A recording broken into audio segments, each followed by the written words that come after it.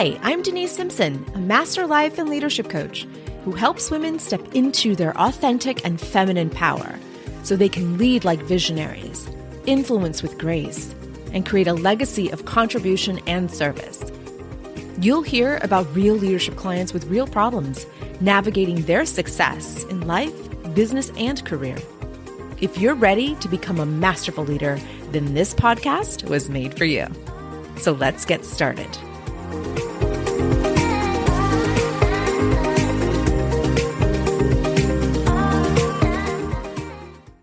Welcome back, leader. Today we have a special replay of a public training I gave called the Visionary Leader 2023. This is the training I gave at the end of December, moving into January. And I did this on purpose at the end of the year because visionaries are always looking forward. We're taking, of course, our past learnings. We are taking with us what serves us and we're leaving behind what doesn't. And it was perfect timing to do that so that we could look ahead into the next year. What I believe this will become is a summit that I will provide at the end of the year. This was such a great training. There was so much I couldn't cover, so much I couldn't include, and easily this could be a 3-day live event, which is my intention for this coming year. So enjoy the replay of this very important training called the Visionary Leader 2023. And if you want to see this in person, or I should say on a video, we have that replay available to you over on drdenisesimpson.com. Take a look at the blog tab. That's where you'll find this video. So if you don't want to listen to it, you can head over there and watch. So my friend, enjoy this public training. It's a bonus for you today. And as always, I'm excited to serve you on our next podcast. Take good care. Let's just go with it. So what you can expect on today's training is a 2-part training. One part is the aha moments. It's the part of the training where you are open to receiving new insights. This is where I share with you about the visionary leader, what it means to be a visionary, the qualifiers of a visionary leader, why you are one, and how you can demonstrate your vision in the world through your actions, your behaviors, and your habits. And we're also then going to move into live coaching. So if anybody's interested in being coached, you're going to raise your virtual hand, which is at the bottom of the screen. I'm going to pull you on. All I ask is that we stay in a quiet place, a place where you can speak freely. Because in coaching, this is an opportunity for us to get vulnerable sometimes. And sometimes we're in a coffee shop or in a busy lunchroom somewhere in our buildings, and we have people listening in on our conversations. And so we want to be in a private area if that's possible. So get prepared for that if you want coaching. I am prepared to stay as long as I need to support you. So I also want to do a quick introduction of myself. Some of you may not know who I am. You may know me on LinkedIn. You may know me on the other social feeds. You may be on my email list, but you don't know what I do, who I am. So for those that know me, great. Those who don't, bear with me for just a minute. My name is Dr. Denise Simpson. I am a consultant. I'm a coach, and I serve women leaders. They're on a path of leadership, and I serve them. I help eliminate as many obstacles on their path. I help them leverage their brilliance on their path of leadership. So a woman leader comes to me when she needs support, either in the institution, in her organization, but also as a life coach. So I serve her in all areas of her life, and I do that through private coaching. And the only private clients I have are in the executive suite level. They are C-suite or executive level leaders, and through group coaching in the Masters of Leadership program for any woman at any level of leadership, she is invited to join us in that group program. So those are two ways that I get to work with women leaders in all industries, in all with all backgrounds, with all experience levels. So I get to have a lot of fun. Slightly obsessed with this field of study. I have a PhD in leadership studies, but I started out as a Bath and Body Works manager when I was 19 years old and sought management, director, supervisory leadership positions throughout my 20s and 30s until I decided to get a formal PhD in this because of my obsession in this field, wanting to stay dynamic, wanting to stay current in this field. So I sought formal education in it. And I became a researcher and an academic, and now I get to serve women at the top and those who are on their journey of leadership. So I have a really good time. So that's a little bit about me. And now we're going to get started on the meat of our time together. And so I know that it's now 1:20. I'm very conscious of your time. I know you are a busy leader. You have so much on your agenda today, and you've chosen to be here. And so this says so much about you. You registering also tells me that you identify as a visionary, that somewhere, somehow, you have a self-concept of a visionary leader. And so this is why you are here. Ultimately, you are here to leverage your brilliance. I'm not here to mine the brilliance out of you. You are coming to this training already with this brilliance, with this body of knowledge. You have evidence that you have impact in your organization or impact in your communities. So you are here because you want to leverage your brilliance. And so something in the title of this training got you excited about being a visionary leader and how to plan for 2023 as a visionary. And so we're going to talk about the tool that I use, that my clients use. It is the secret weapon. It is what we use individually, but also with our teams. It is called the results cycle. And we're going to get to that very, very soon. So, my friend, you are excited about the visionary identity. We're going to look at some examples of what you have created for yourself because of the vision that you had for yourself. And so, but before we do that, I want to talk a little bit about where you are today. You today, the leader. So when we look at who we are today, we have to take into consideration our past. We have to look at what, who, how we were influenced to be who we are today. So I always take it back to childhood.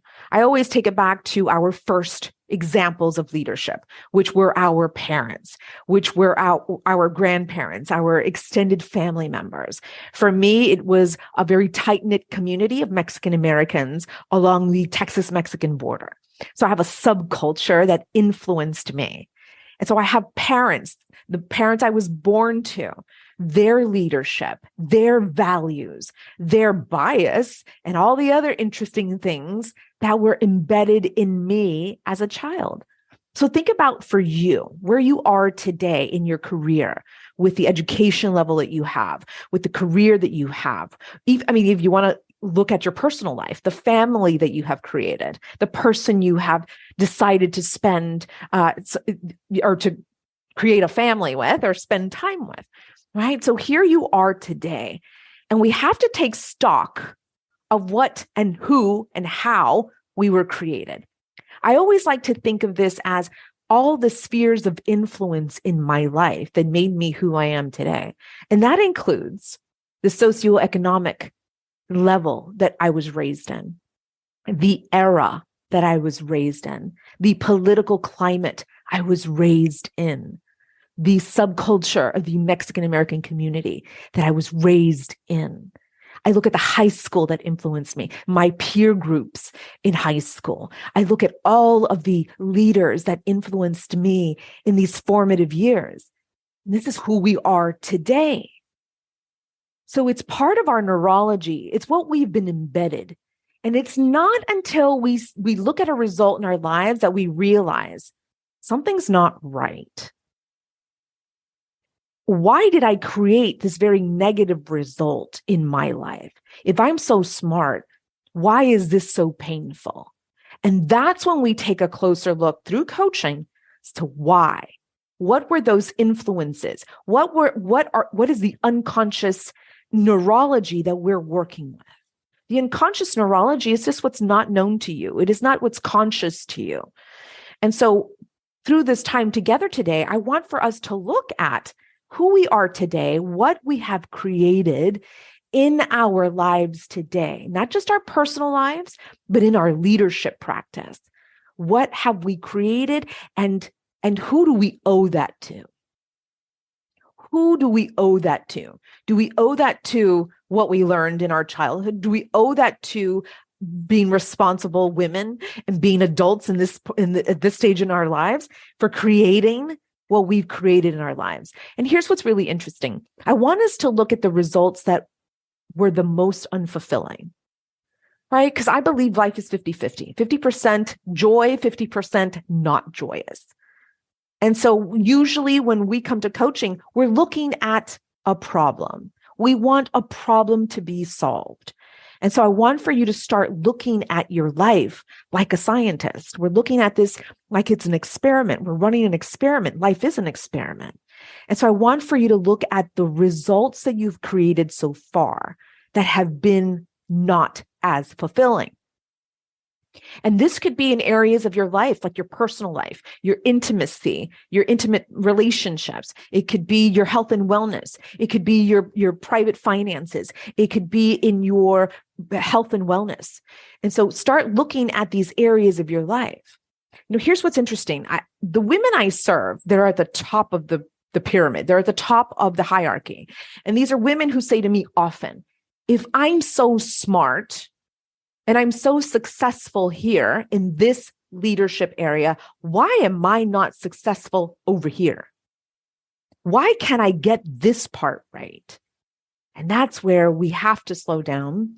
And we have to, first of all, find awareness around you taking your brain and your heart everywhere you go. So of course, there's parts of your life that we need to focus more attention on. A lot of my leadership clients say to me, I'm very different at work. I can separate my brain and my heart from my personal life and my work life. That's not true, my friend. Your neurology and your heart is taken everywhere you go. So what we want to do is look at those areas of your life that are impacting your leadership, you being a visionary, because this is going to affect the trajectory of this vision that you have for yourself or for your team or for your organizations. So take a look at what we're bringing from the past and who we are today because of that past. But then now I want for you to look at the future. Where are we going? What are you wanting to create? Who are you wanting to take with you? What do you want to disrupt? What industry do you want to disrupt? What neurology do you want to disrupt? Because visionaries are always looking ahead, but we take into account our past. We don't ignore the past, we treat it. If it is a problem that a past has created in our lives today, we solve for it. So here we are now, but we're always looking forward. That's a visionary. We can turn our heads around. Is it the owl that can turn its head 360 or something? So that's how I picture a visionary. It's like, that's right. That's right. I'm not going to forget my past. I'm going to celebrate it. I'm going to take the learnings. I'm going to take what's serving me today and what I know is going to serve me in the future. But I'm going to leave the rest. I'm going to have grace. I'm going to have reverence for myself and for the people that impacted this result. And so we're going to leave that there, but we're going to carry what we need into the future. Visionaries are always looking for ways to solve problems. If you are a leader, you identify as a leader, you are already doing that every single day as a leader. You are looking for ways to anticipate, avoid, or mitigate problems. You are always on the alert. That is something that you have built. That's not something we're born with. That's not inherent to us. That is something that we have cultivated unconsciously to you or consciously to you through our roles, through life experiences. It's now become second nature to us. And so you are already doing that. Let me bring that to your attention. So if you're on this call saying, well, I'm not really a visionary, I'm actually here to learn about it. No, you are one. Because if you are leading yourself and you're leading your people, you're leading your family, you're leading your community members, or even your constituents, you, my friend, are already solving for problems ahead of time. And that's what a visionary gets to do. A visionary looks at an industry like what I did. I saw an industry that was void of leadership, development, and training for women. Think about the organizations that you've served and the leadership trainings that you've received. They are blanket, they are cookie cutter trainings. And so I saw a void. Here I was today. This was a few years ago. I'm still working on disrupting the industry. So here I was a few years ago saying, something's got to give. And guess what? I can do this differently. And guess what? I've got the skills, the knowledge, and the brilliance to disrupt this industry so that more women can enter the pipeline of leadership. I want to see them enter and end on top. I want them to have all of the knowledge, information, and tools to leverage her brilliance. That's what I thought. Here I was, and I saw the gap. And so I'm on this visionary trip. I'm on a visionary journey. I'm looking ahead. I've been looking ahead, looking at how to serve as many women leaders as possible because I know that there's a gap. So how about for you? The visionary, looking at ways to close the gap, to disrupt the industry, to maybe change the culture in her organization, maybe to change a policy in office. I have many clients who are public servants. They are always looking for ways to change, disrupt policy. They're looking for ways to help their constituents. They're looking for ways to break generational curses. They're looking for ways to change and to secure generational wealth for groups. I have so many visionary clients that I help close that gap. So for you, what does that look like? What does being a visionary mean to you? Does that mean changing yourself, becoming someone that you didn't think you could become? Does that mean changing the generations that are coming behind you? Does that mean representing your ancestors or your foremothers in a way that they only wish they could? They could have. So what does being a visionary leader mean to you? So we want to take the past. We want to reframe what we need to reframe. We want to leave what does not serve us. And we want to take with us into the future what will serve us. But more importantly, what gaps are we lacking? What do we need to cultivate? What do we need to hone so that we can make this vision, bring it into fruition? What do we need now? So we're bringing the past into the present, and from the present into the future. And so I want to share with you the top 5 qualifiers of a visionary leader. I think it's important that we talk about what a visionary leader is. Now, listen, you Google this information and you have a list of hundreds of traits, qualifications, all kinds of characteristics. I'm calling these qualifiers because this is how we qualify ourselves as visionary leaders. No one is going to qualify us.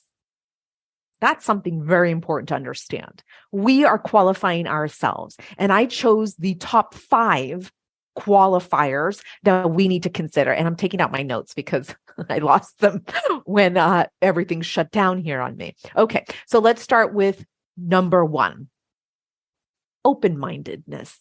Open-minded is, I believe, the number 1 qualifier. And here is why, my friend.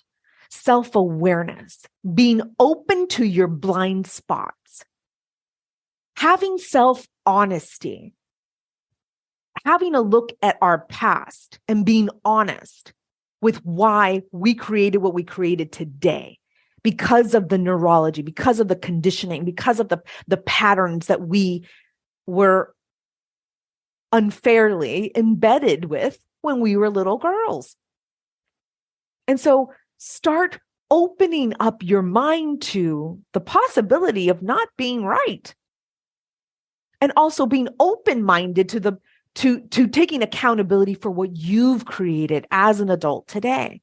So self-awareness is the number one skill that executive leaders are looking to develop.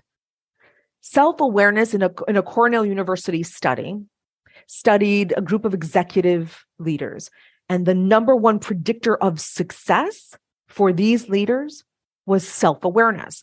And not only were they self-aware, but their teams were self-aware. They practiced, they demonstrated, they showed through their actions their ability to have self-awareness. So teams were also learning how to be open-minded, how to see their blind spots, how to ask for help, being open to being wrong, being open to being right, being open to having more capacity than they even thought they would have.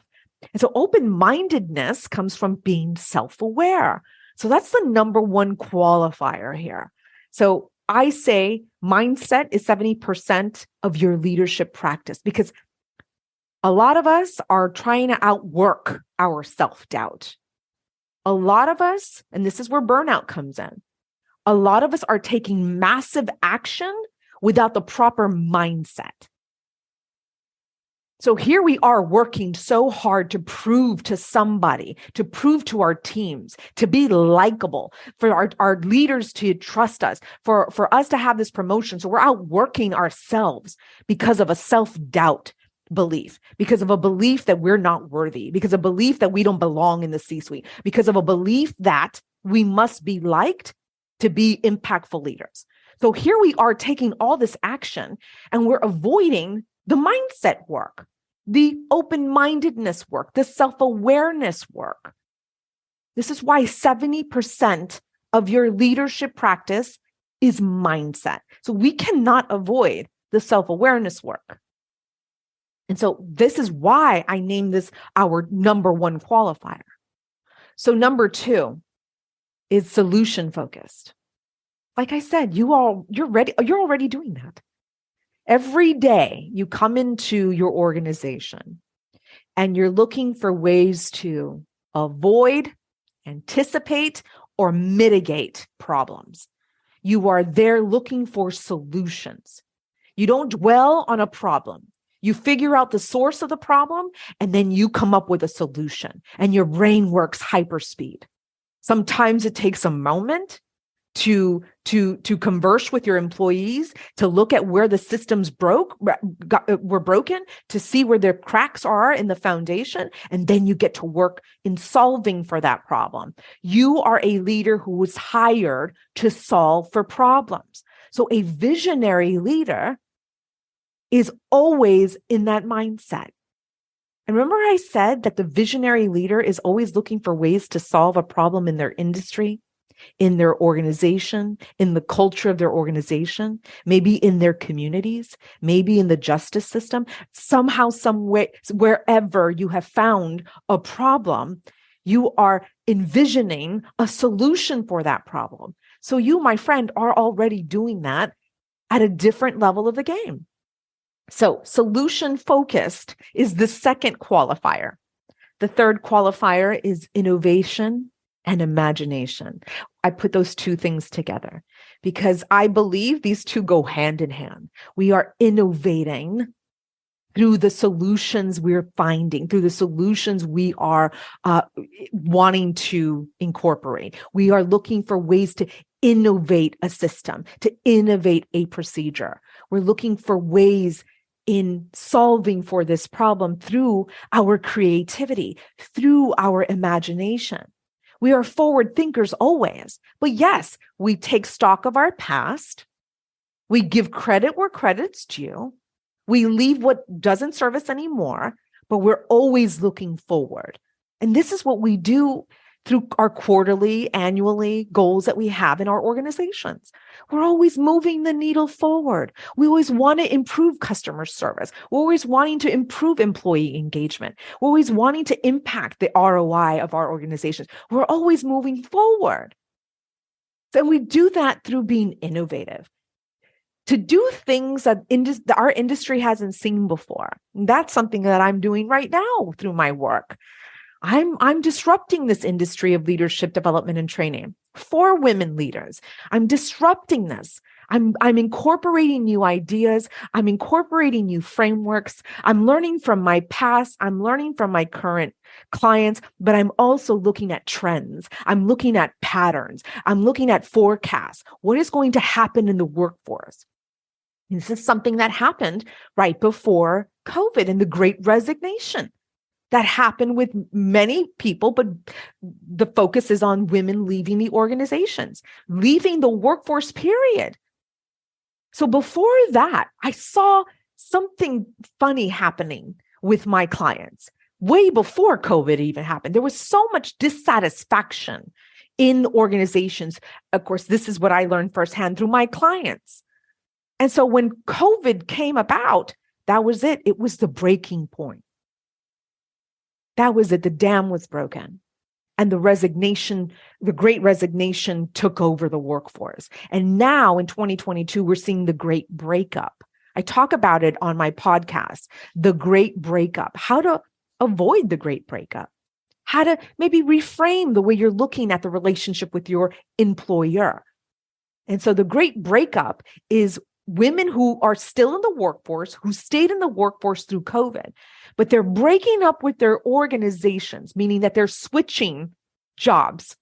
They're switching organizations. They're breaking up with their current organization. They're staying in the workforce, but they're moving into another exciting relationship.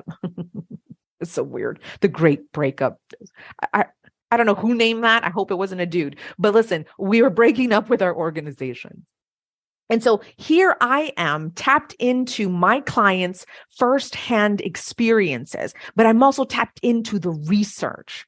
What's happening today? But then I have a lens of the past. I have a lens from the great man theory in the 1900s all the way to the theories that have led us to today, including all of the turmoil and all of the readjustments that had to happen during COVID. So here I am today using that data, and I'm looking forward into the future because I'm a visionary. I'm looking at what's next. What's going to change for the workplace for women? How will it change for women? I'm always looking ahead. And then I'm building systems, I'm building frameworks and curriculum to support them in the future, which makes me innovative, which makes me imaginative. I'm using my creativity to create a future. That's the vision. So that's number 3 on the top 5 qualifiers, innovation and imagination. I guess it could be 6 with these two, but I wanted to lump these two together because they go hand in hand. Number 4 on the top qualifiers of a visionary leader is goal-oriented. That's kind of like yeah, of course it would be. Results matter to you. You were not only hired to solve problems in your organization, but you were hired to create results, either individual results or team performance results. So results matter to you. You're always looking for ways to measure results.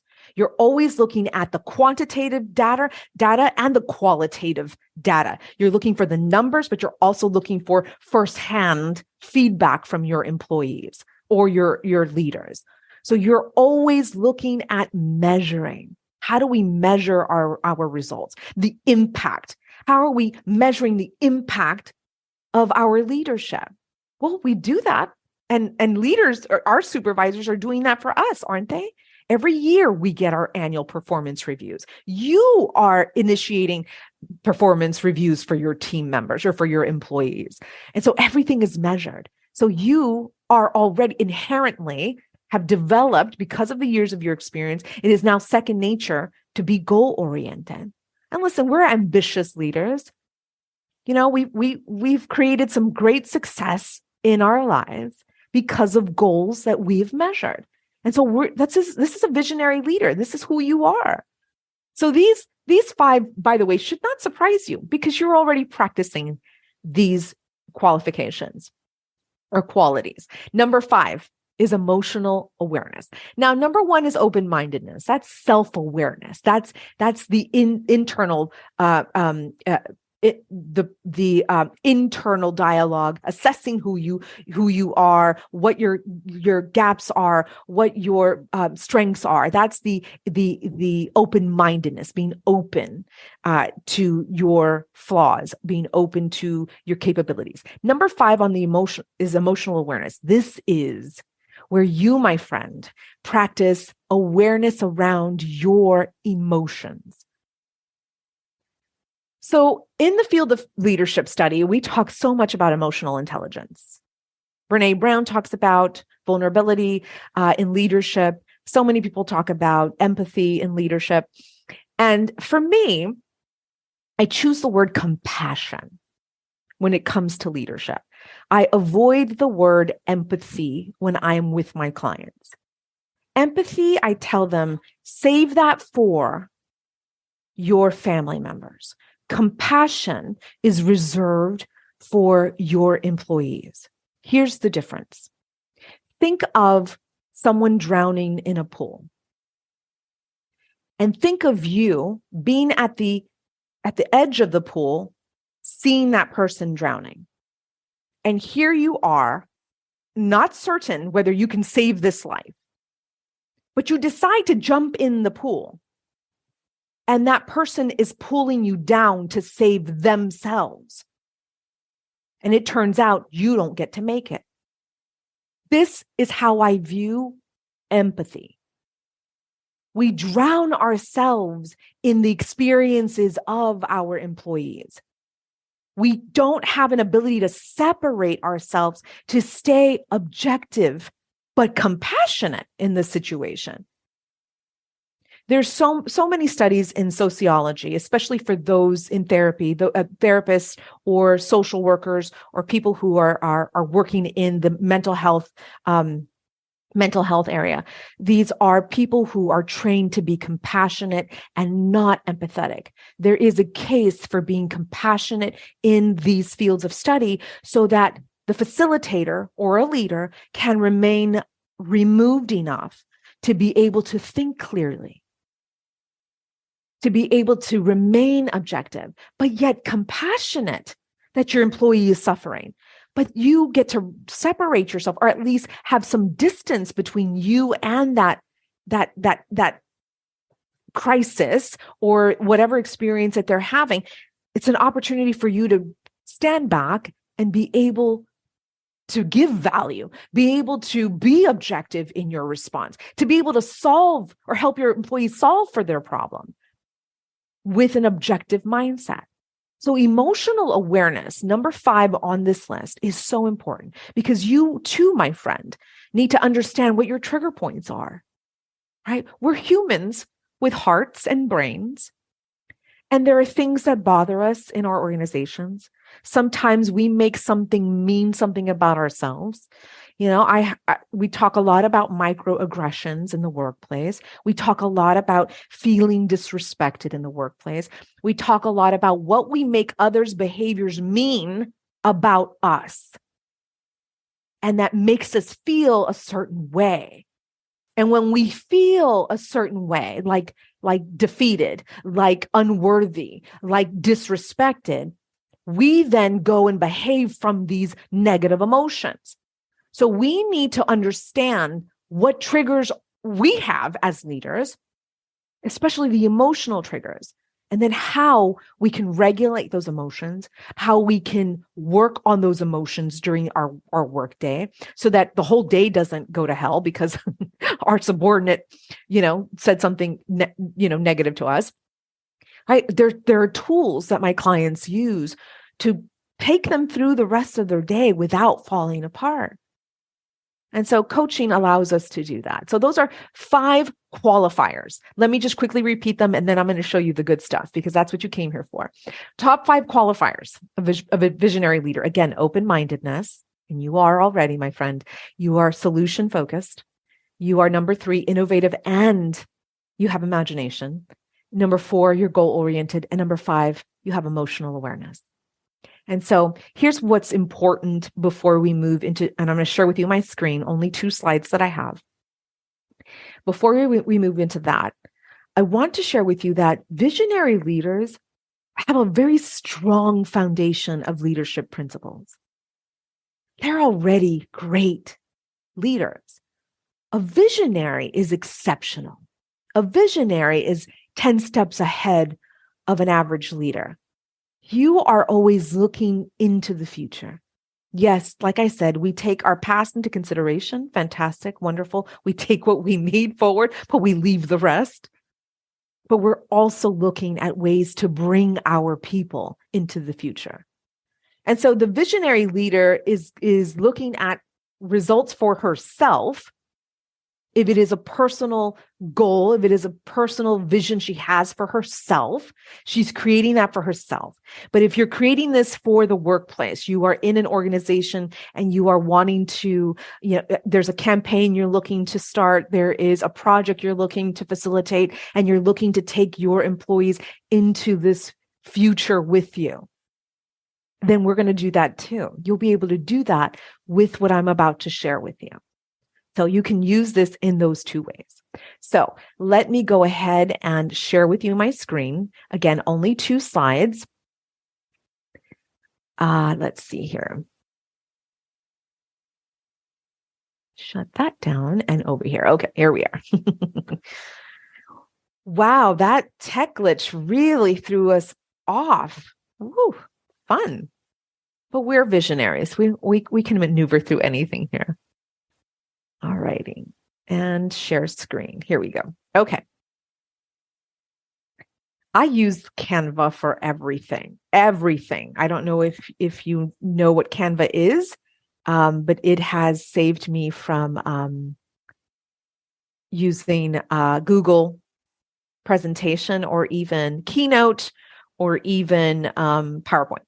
So here is the results cycle. Listen, this is the secret weapon. Well, it's not so secret now, I suppose.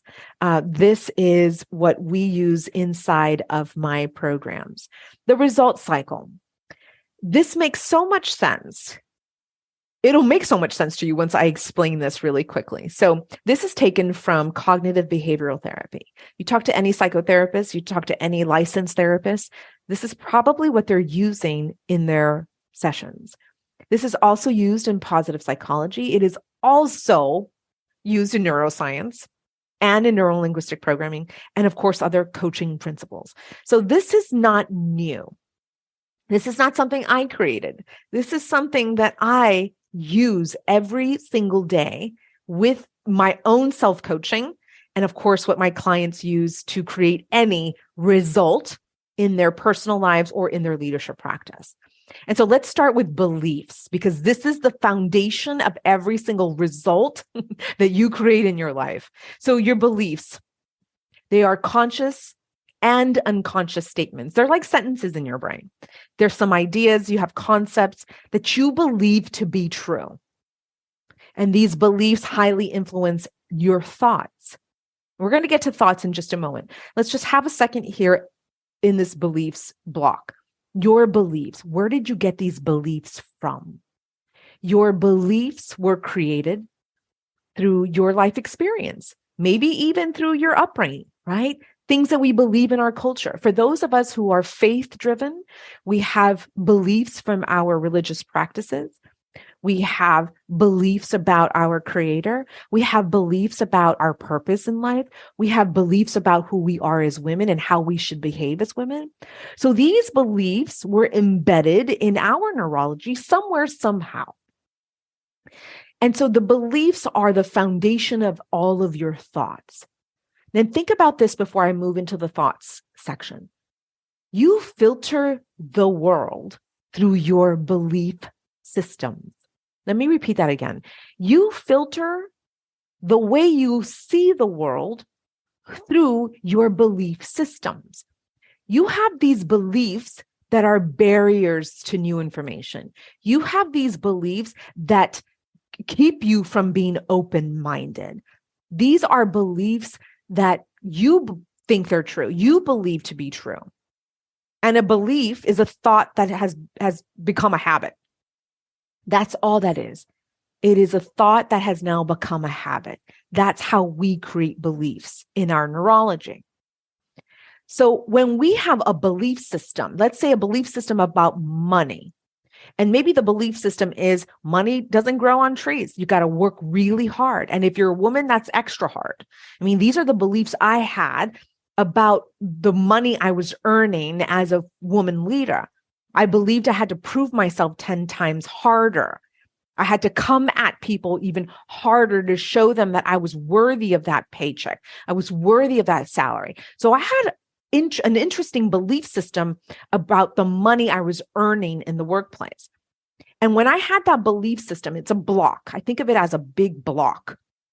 And from that block are thoughts that, like I just mentioned, I rattled off six thoughts that have created that belief system. So those thoughts are sentences in your mind. Your thoughts are produced by your belief systems. And these thoughts, we're going to talk about what it produces, which are emotions or feelings. Emotions and feelings. So you and I have 65,000 thoughts a day. That is recorded. That is neuroscience. 65,000 thoughts a day. Now, some of us who are overthinkers probably have close to 90,000 thoughts a day.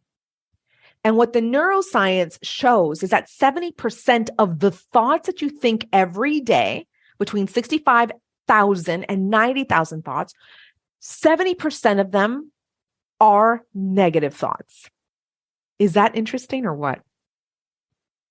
Negative thoughts that we think about 70% of the day. And so let's move into the thoughts that are producing, and thoughts do produce emotions and feelings. Okay, so let's move into the next block. Feelings. Feelings are the physical interpretation of an emotion. That's all that is. So a thought comes through your neurology and neurochemicals are released into your body. The feeling you feel in your body is that it's a feeling from the emotion. So here we use emotions and feelings interchangeably, but in neuroscience, there is a difference between an emotion and a feeling. So we're going to talk about feelings here. Feelings are just the physical interpretation or the vibration in your body. Now, feelings produce a behavior. So take a look at this. So once you have a belief system, you think a thought, you have a feeling because it's produced by that thought. You then behave from that feeling. Your behaviors are the output of your feelings. You take action from the emotional and cognitive state that you are in. So let's say that belief system that I just shared with you is that I have to work extra hard as a woman to earn a six-figure salary in an organization.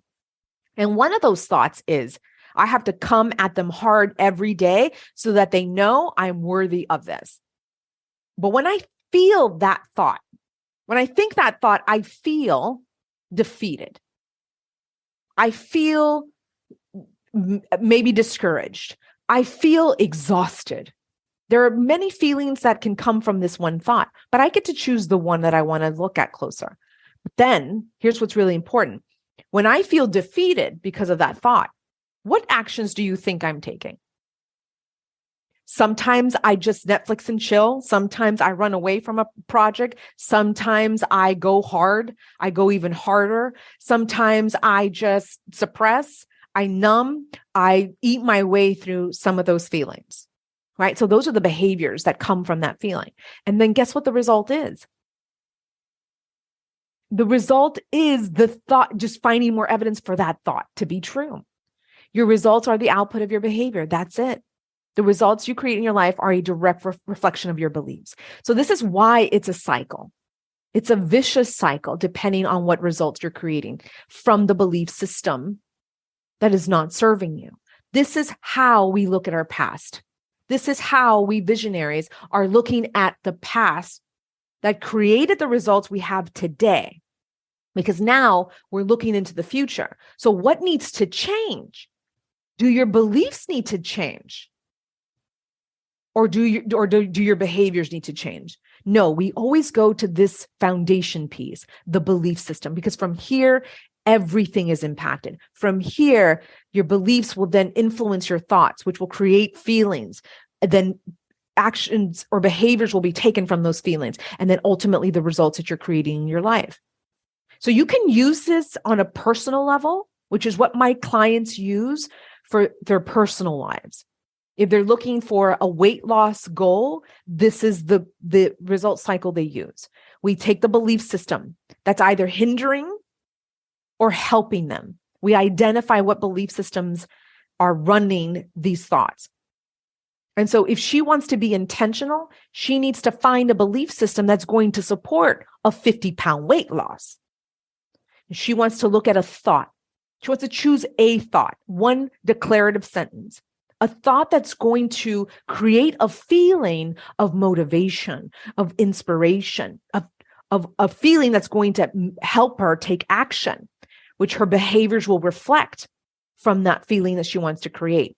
And then ultimately the result is a 50-pound weight loss. And she does this every single day. This becomes a 5-minute experience. This is not an all-day exercise. This happens very quickly, and it happens before she serves the world. It happens before everybody demands her attention. She takes the time to do this cycle every single morning, 5 minutes a day, because her results are important to her. She wants to measure the results that she wants to create in her life, and this is how she does it. And so what you're going to do is also use this for your team. If you are looking for specific results you want to create in your organization, what does your team need to believe? Do they need to believe that the result they're creating is going to impact, is actually going to make a difference in the organization? Do they need to believe that they have the capacity to reach new levels of knowledge, new levels of skill? Do they need to believe that they're highly valuable and that you care deeply about their success in the organization? What do they need to believe to create the result that you and your team want to create? This is not necessarily something you would like to share with them. You don't have to share this with them. This is something that you can do because as a leader, you're a coach. Leaders are coaches. That's what you do every day. You're coaching your employees. So this could be something that you keep close to your chest. This could be something that you use privately. This would be a great exercise if you want to get the team together to look at what beliefs they need. Now, if this gets too close to personal development, because team members have different belief systems about themselves and about their teammates. So you be the judge of whether you want to use this openly or use this for yourself. You know your employees inside and out. You know what motivates them. You know what triggers them. You know how to inspire them. And so you can keep this again close to your chest, and you get to work through this every day with them. And it's not a very explicit way of coaching. It's a very subtle way of moving them from what they need to believe to what they need to think, how you want them to feel as they're taking action towards the result that you want them to create. It could be that subtle. It could be that simple. And so the results worksheet is really important because this you can run copies of this, and I'm going to send this via email to everybody who registered for today's time with me. We're going to send this to you along with this result cycle so that you can see the explanations and then you can work on these yourself. And this third slide just has them together so that you can see as you're working through the worksheet, the explanation of each of these blocks. So this is the result cycle. This is I like to say, the secret weapon. This is what we get to use for our personal development, for our professional development. For those of us who are leading teams, we use this subtly in our leadership practices. Again, you can use this explicitly if you want, but because you have, depending on how large your team is, they have different belief systems. They have different beliefs about themselves and their peers. Because remember, what we're doing every day is comparing ourselves to others. And that's what your team is doing with one another. They may be a cohesive group, but they're always measuring themselves against their peers. And so that may, again, you be the judge of whether you want to use that results cycle and worksheet openly. But again, there's a way to do that subtly because you are a coach. Leaders are coaches. Okay, so that is the results cycle and worksheet.